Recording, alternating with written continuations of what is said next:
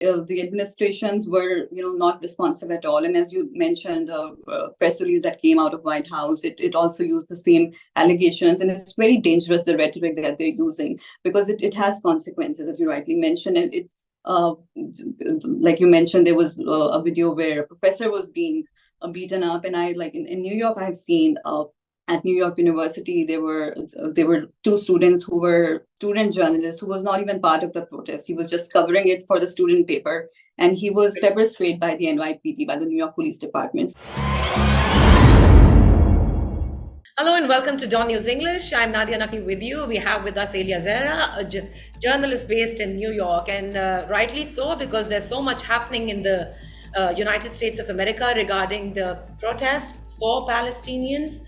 We all know that these demonstrators, especially those in the higher education institutions across the United States, have been demonstrating. There have been arrests, there have been use of force, there have been so many videos circulating on social media. So it's the right time to ask Elia, especially about the Columbia University, as you're based in New York. Elia, what exactly happened? There was news that the demonstrators had taken one of the campus buildings, and then there was New York police that had entered and they got it vacated. Some of the students got arrested. Would you like to give us the latest update? Thank you, Nadia. It's good to be on your show. I think Columbia University became a driving force for what is being seen as an uprising within universities in the United States. And about 2 weeks ago, there was a protest encampment that faced a crackdown from the New York Police Department. And it was meant to the administration at Columbia University thought that it would lead to an end to these protests. But instead, these protests expressing solidarity with Palestine and against Israeli actions in Gaza spread to different other universities across the US.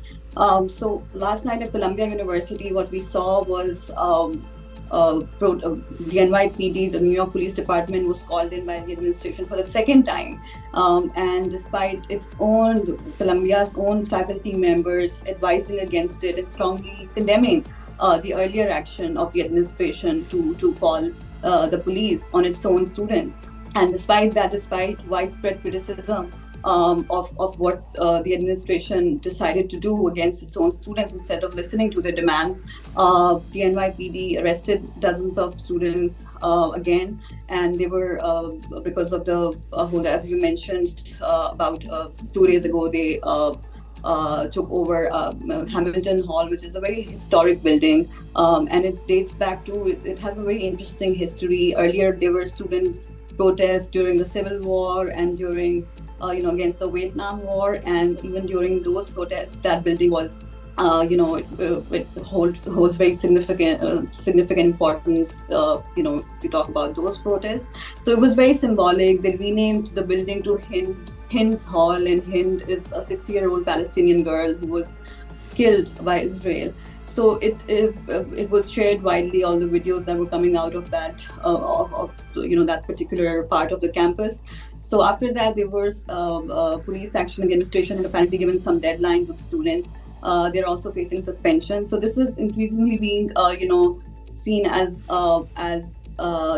restrictions on freedom of speech, because we have, in Pakistan, have been hearing that, the US is great when it comes to freedom of speech, and you can speak your mind without the fear of being targeted. But what we're seeing right now is the exact opposite of what we have been told about the state of freedom of speech in the US. So these protests are spreading. There are various campuses where we are seeing such encampments in solidarity. The main demand, I think, it's important to mention what they are demanding.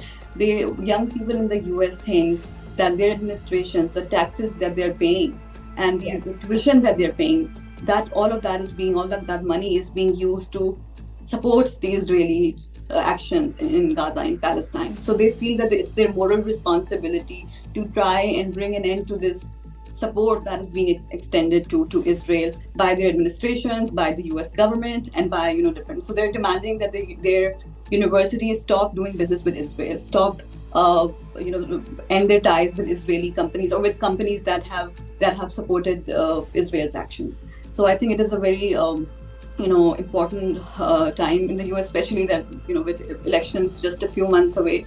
It's Yes. kind of really being term important. And I mean, a lot of these students who have been, what I think is also important to mention is that the allegation of anti-Semitism, which means Jewish hatred, has been weaponized against these protesters. And in various letters that have been sent by the administrations justifying their actions, justifying their decision to call in the police, those letters are accusing the students falsely of anti-Semitic slogans. I've spoken with several eyewitnesses, several people who are not really involved in the protests who were there, and there have been no, I have not personally heard any like anti-Semitic chants that were, part of the protest. So it's clear that this allegation in particular is being used against students to jeopardize their future. It's definitely going to, affect their employment Yes, I, prospects. I was just coming to that, because first, let me talk about the White House, spokesman John Kirby, who denounced the actions. I'm talking about the University of Columbia, where the students had taken one of the Hamilton halls. He said the president believes that forcibly taking over a building on campus is absolutely the wrong approach. He said that is not an example of peaceful protest. But when these students were, peacefully protesting, and I'm talking about not just this Columbia University, but other universities across the United States, where they had, set up their camps on the campus, even then they were being dealt pretty harshly.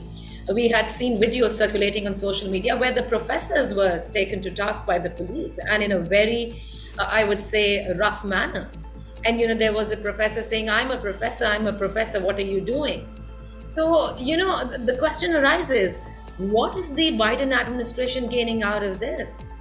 Yeah, you have to understand that all these encampments that began to emerge, it all came against the backdrop of, as I said, various forms of restrictions on freedom of speech. Like students have been protesting for quite some time, ever since Israel started its fresh actions in Gaza, and since October. And there have been a lot of protests. But what we saw across university campuses was, very like an intolerant attitude towards these protests. Students were fired from their jobs. They had their offer letters withdrawn. They faced suspensions, and then these slogans. So I think all these. It's also important to understand that there's an increasing sense of frustration among young people. That why are we not being allowed to talk about this? And there is also like even on campuses that otherwise promote debate and discussions among their students, they have been suspiciously, just silent about what's happening there and what the U.S. Has been, how it has been supporting, what the U.S. role in this war has been. So I think that's the reason why they had to resort to this, was the way the administrations were not responsive at all. And as you mentioned, press release that came out of White House, it also used the same allegations, and it's very dangerous, the rhetoric that they're using, because it has consequences, as you rightly mentioned. And like you mentioned, there was a video where a professor was being beaten up, and I like in New York, I have seen at New York University, there were two students who were, one student journalist who was not even part of the protest. He was just covering it for the student paper, and he was pepper sprayed by the NYPD, by the New York Police Department. So I think this just kind of goes to show that there are definitely various limits to freedom of speech here in the US. Now, US has a lot of international students also at their higher education institutions, and a lot of these students, even if they're not international students, those who have been arrested, and as you just mentioned, their future is, I don't know, what is in store for their future, because we heard that, there are so many PhD students, their PhD got cancelled, and most of these students won't be able to come back to the university. So, what is going to happen to their future? What does the law in the US say about them?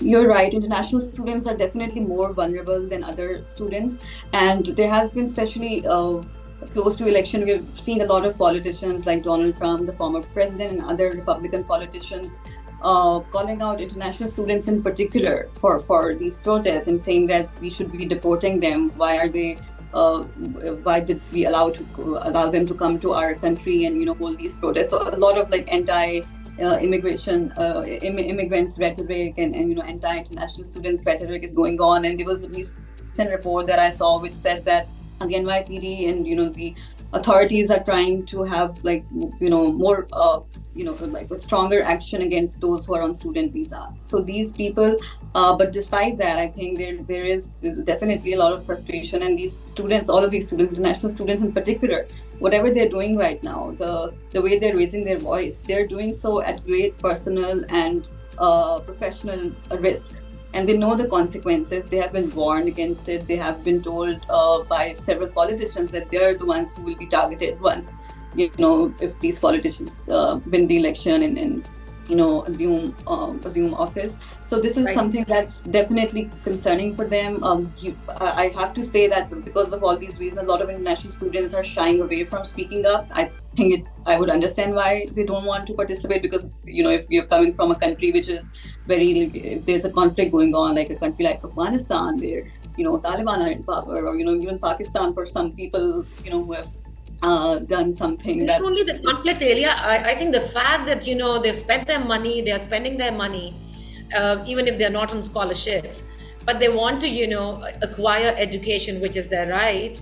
That growing fear, I think it must be growing really fast. That what is going to happen next. No, definitely. There's increasing sense of, uncertainty. People who have been arrested, and thankfully they haven't been. Most of them in New York, I've seen that haven't been charged with anything. So if you're not charged with something, that kind of like probably won't be on your record. So that's helpful. I've also seen that these protesters are very organized. They do have legal support as well. So they also have what I would also like to mention, that a lot of faculty members are standing with their students and supporting them. I've seen, at NYU, various faculty groups writing letters to the administration against their actions. So they're also being supported. Yes, they're being criticized and called out, in international students in particular. But I've also seen that a lot of groups are supporting them. So there is definitely, I think, through the administration's actions, these protests are actually growing, and their actions actually backfired. And there is a lot of hope as well. And I haven't gone to any protests myself, but from what I've heard, there is people are in high spirits, and they're actually they think that what they're doing is being reported, is being heard. And I saw some Palestinian journalists tweeting that they also, the ones who are stuck in Gaza, and they saw the protests, and they were also extending thanking the protesters for their solidarity. So there is definitely a lot of consequences that these people might face, and are already facing. But there is also a lot of hope. And I All right. that And Ilya, what do you think? When they say that they're peaceful protesters, that's what the protesters are saying. Whereas the administration, the kind of high-handedness that we've been witnessing now across the institutions where these protesters are. Do you really feel, or do you have some information on this, that these protesters are also violent, or they are all peaceful protesters and organized in registering their protest against the Israeli force in Gaza? So I have to say that there definitely have been some instances of anti-Semitism, some slogans that should not have been raised, some hateful signs, some signs or text that can be misconstrued as anti-Semitic. That definitely is something that should be avoided, and it's not something anybody can, anyone in their right mind would support. But as far as violence is concerned, I don't think there have been any cases where they retaliated against the police, or I think the police have been violent, and the authorities that have been taking action, the cops that were called in after the administrations of these universities asked them to take action, they have been violent. I don't think students have been violent so far. If you talk about the Columbia campus building being taken over, I don't think that counts as violence. They did not hold anyone hostage. They did not beat anyone up. Depends on your definition of violence, but I don't think it was anybody was hurt during that process. So far, I think they have been peaceful. We have seen some videos where counter protests have been staged by anti-Palestine groups, and they're trying to provoke the protesters to do something. But in most cases, they're just showing a lot of restraint and they're not acting. But there has been a lot of efforts to kind of defame them and show them in poor light and present them as violent people. But I think that as far from what I've seen, they're largely peaceful. Okay, so from a country which has always been advocating for freedom of assembly, freedom of expression, democracy, this is coming from that country. What about freedom of information?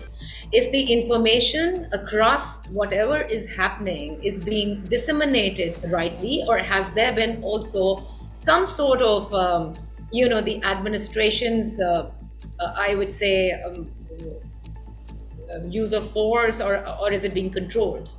I'm so glad that you asked this question, because that's what I was also about to discuss in another meeting that we're having shortly after this call. And I think that I can talk a little more about New York University because I've been affiliated with it. So what I can say about this university in particular is that there has been a lot of misinformation in the letters that have been sent from the administration, and especially the first letter that came out shortly after the NYPD was called in. From the president of the university, Linda Mills. It was full of accusations, false accusations, and those accusations have been denied by faculty members. Several groups of faculty members have written to her demanding that she apologize for her false accusations. So misinformation is increasingly being used by the administrations, and as I mentioned earlier on, it's very dangerous because you're trying to jeopardize the students' future. So at the journalism school at New York University and various other journalism schools, New York is a global center of journalism, so there's a lot of discussion on what kind of journalism is ideal and it should be practiced. So there's a lot of emphasis on fact checking things and identifying misinformation. But surprisingly, not in this case. I don't see any university at the journalism school here in New York fact checking their own presidents, their own administration's statements, which are based on lies and falsehoods. So I think that this is a lot of misinformation is coming from the administration. Ironically, even on campuses that claim to present a very to offer a conducive environment to their students, they're doing the exact opposite of that.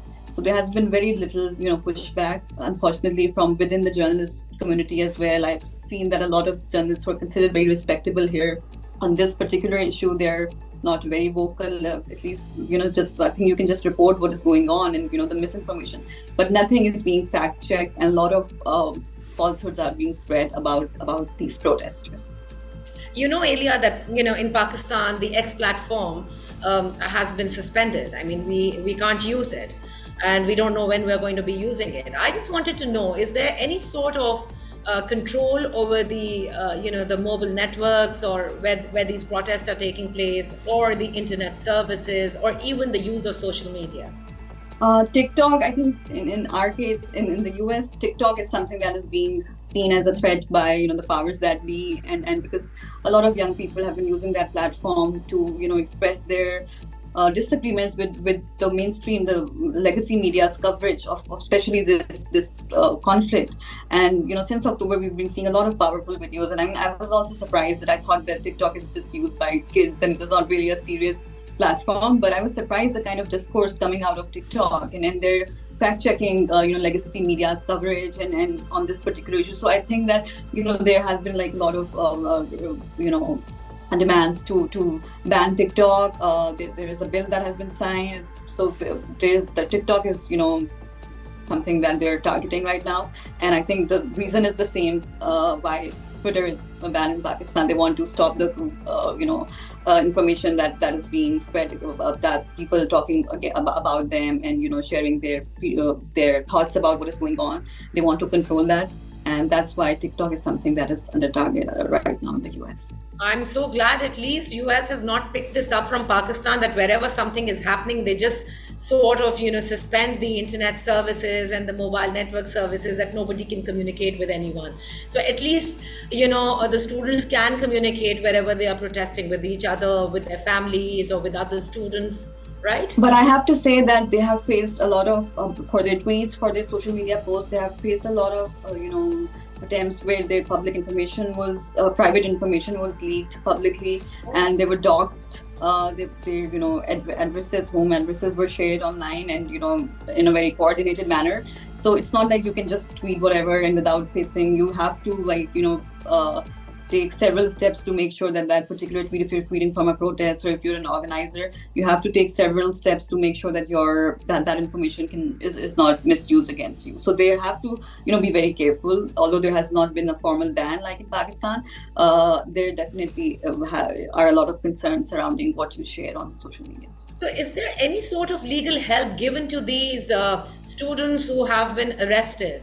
Or because you say that there's no charge sheet yet, so that's a good thing that it's not going to be on their record for future. Yeah, it's a bit hard in the US to charge people with just about like in Pakistan we're used to that. They charge you with anti-terrorism and sedition and whatnot. But here it's a bit there's compared to Pakistan there's a sense of accountability in that way. So you cannot really charge with the people with anything without if you have like serious evidence to prove that they were actually doing what you are accusing them of. So they haven't been charged with anything, which I think is good. I don't know about other what's happening in other states. I haven't checked, but I think in New York, most universities they do have. Even the protesters are very well organized, as I mentioned. They know what to do if you get arrested and how to make sure that you're not charged with anything. Faculty members are there. I remember they were forming Human Shield, at New York University's protest. So I think two of them were lawyers themselves. So that helped. Obviously, if you have a lawyer standing with you, they would know what to do and how to make sure that no charge is brought against you. So I think that's good. But I think there needs to be some serious introspection here. The US lectures the rest of the world about freedom of speech and democracy, and that what it is doing right now is the exact opposite of that. So lastly, I'd like to ask you that those students who seem to be suspended from their educational institutions, is there a way for them to be admitted back, or that right is reserved with their particular institution that they're studying in? I think the policies do say that the administration can suspend you when it feels the need to do so, but considering that there is a lot of pushback and people are organizing in this move to suspend protesters for peaceful assemblies is being seen as a violation of their rights. I think, and especially those who have been helpful with other university their activities and have been good students and have maintained a good record. They Right. definitely, I think that there is definitely a way for them to be. The suspension is not permanent; it can be lifted. All right. Thank you so much for your time, Elia, for being with us on Dawn News English. That's all for now. Take care and goodbye.